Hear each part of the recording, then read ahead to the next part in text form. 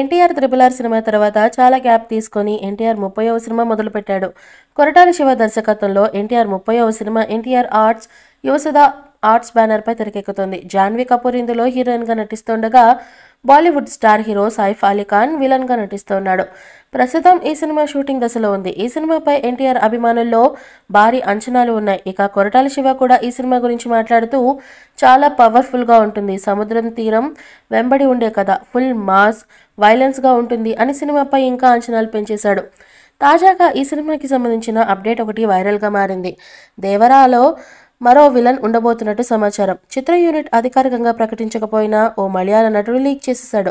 మలయాళంలో పలు సినిమాల్లో విలక్షణమైన పాత్రలు పోషించిన షైన్ టామ్ చాకో ఇటీవలే నాని దసరా సినిమాలో విలన్గా మెప్పించాడు.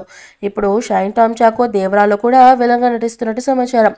ఆయన ఫ్యాన్స్ చేసిన ఓ పోస్టర్ని తన సోషల్ మీడియాలో షేర్ చేసి ఈ విషయాన్ని బయటపెట్టాడు.